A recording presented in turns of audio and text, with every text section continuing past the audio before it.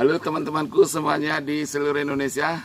Ketemu lagi dengan saya Iko Mang Arina. Sekarang kita ada di daerah persawahan Desa Suli, Dusun Sidamerta, Bongan Cina Atas, di Kecamatan Balinggi. Teman-teman sekalian, ini adalah lokasi persawahan yang mana padinya sampai saat ini belum menggunakan pestisida atau insektisida. Tentu saja hal ini sangat istilahnya dalam tanda kutip tidak lumrah bagi para petani. Karena kalau para petani sekarang menganggap bahwa kalau tidak menggunakan insektisida, padinya akan diganggu oleh hama, terutama hama wareng, sehingga hasil panen tidak bagus. Tapi ini padi ini sekarang tidak menggunakan pestisida sementara ini ya, dan menggunakan pupuk organik.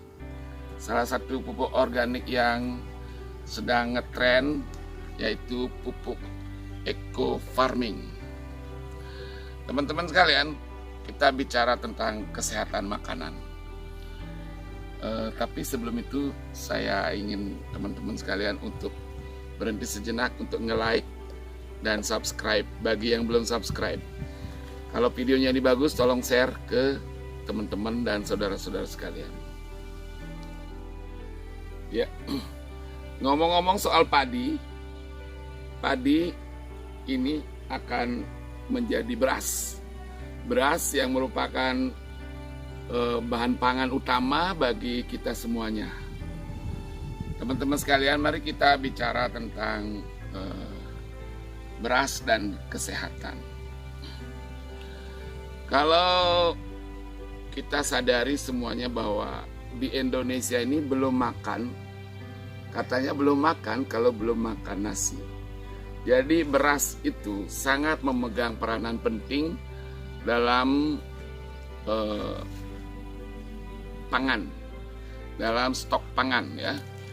Bahkan beras itu begitu pentingnya sehingga kalau stok pangan, stok beras kita menipis, itu akan menjadi salah satu isu yang sangat berpengaruh dalam dunia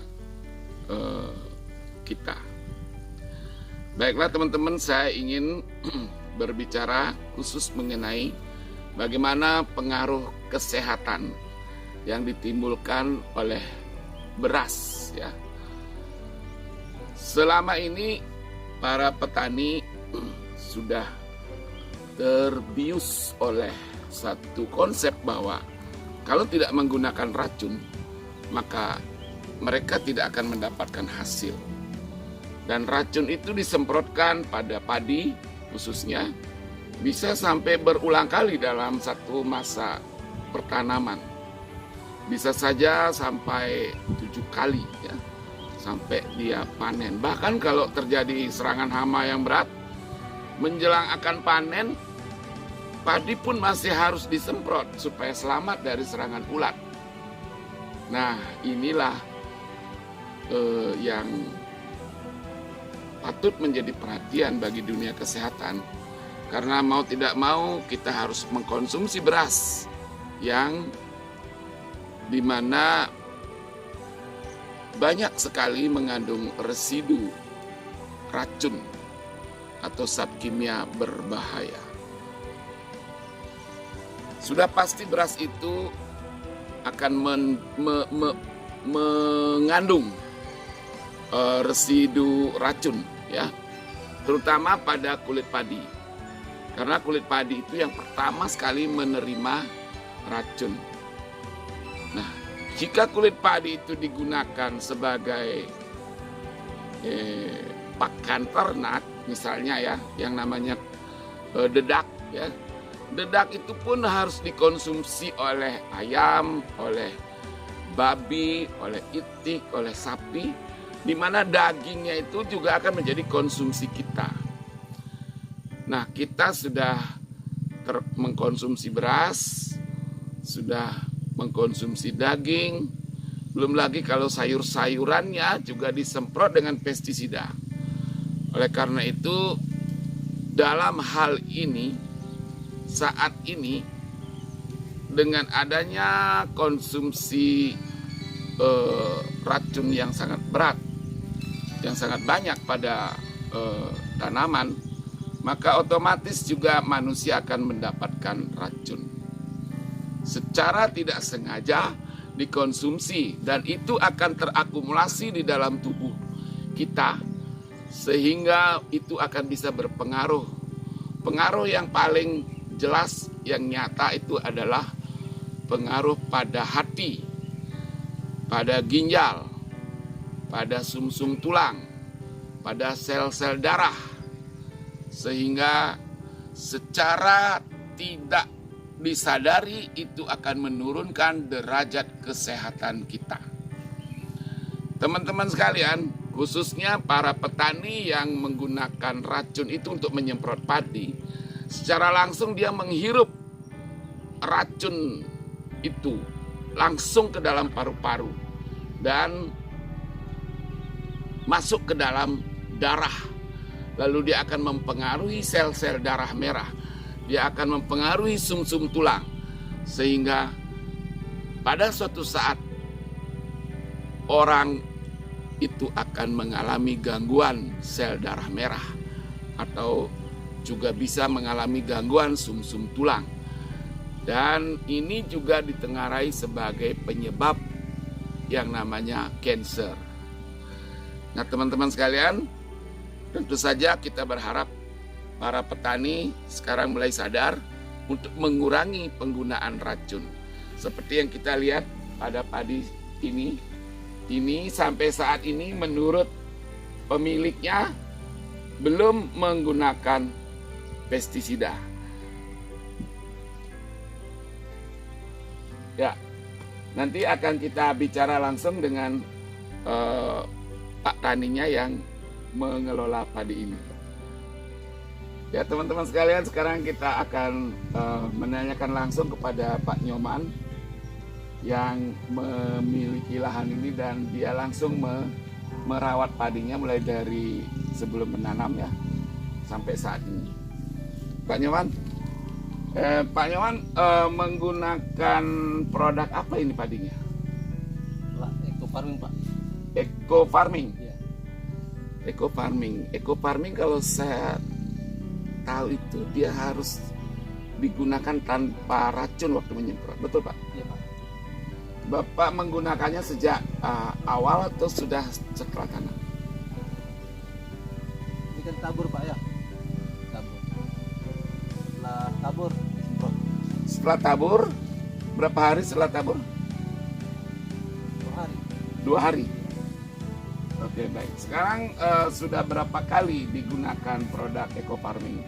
Dari pengolahan lahan sudah 3 kali. 3 kali.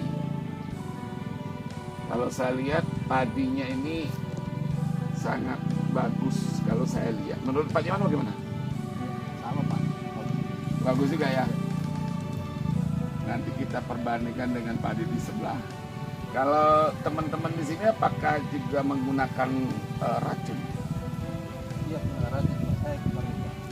Cuma Bapak saja yang menggunakan eco farming. Jadi sampai saat ini Bapak belum menggunakan racun? Belum, Pak. Belum pernah. Kalau tetangga sebelah itu sudah pakai racun? Sudah, Pak. Sudah berapa kali dia nyetor? Ya, belum tahu, Pak. Ini kan padinya jauh beda umurnya. Oh, jauh beda. Mana duluan? Ini, Pak, satunya beda 10 hari. Beda 10 hari. Terus bagaimana? Pak Nyoman dulu kan pernah juga merawat padi. Dulu tidak pakai eco farming ya. Sekarang pakai eco farming. Apa yang bisa dijelaskan perbedaannya pada saat dulu dengan sekarang? Coba Ya, lihat ke sana, Pak. tentang biayanya agak ya berkurang lah, Pak. Oh, biayanya berkurang. Ya kan pakai eco farming Di mananya biaya berkurang? untuk penyemprotan hamanya itu, Pak. Penyemprotan hama. Kalau luas ini berapa luas? 1 hektar. 1 hektar itu kalau 1 kali semprot berapa biayanya? Kalau pakai endur atau bel itu kan jelas sudah hampir 1 juta kurang lah. Hampir 1 juta ya. Iya, Biasanya kalau padi seumur begini apakah sudah menggunakan racun, Bro? sudah 2 kali Pak. Sudah 2 kali. Iya, Berarti kan sudah 2 juta berkurang ya. iya kurang lebih lah. 2 juta berkurang. Oke. Semoga padi ini nanti panen dengan bagus ya. Iya Pak. Terima Ini kasih. udah berapa hari? 40 hari Pak. 40 hari. Ya. Kira-kira lagi 20 hari sudah hamil ini ya. Iya Pak. Mudah-mudahan selamat. Jadi eco farming sekarang baru digunakan 3 kali ya. Iya. Yang keempat kali, Iya. nanti yang keempat kali kapan?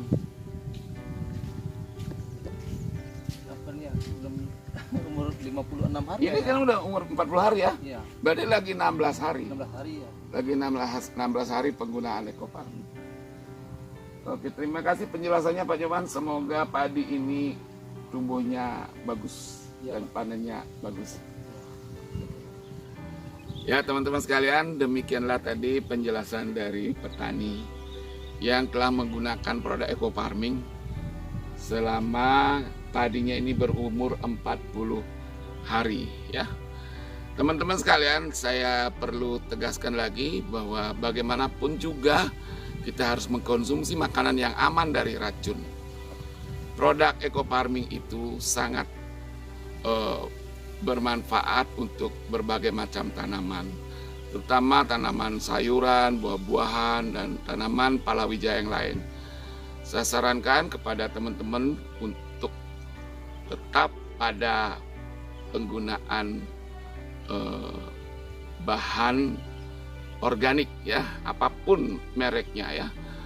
Yang jelas kita tetap membutuhkan produk pangan yang aman supaya kesehatan kita semakin baik.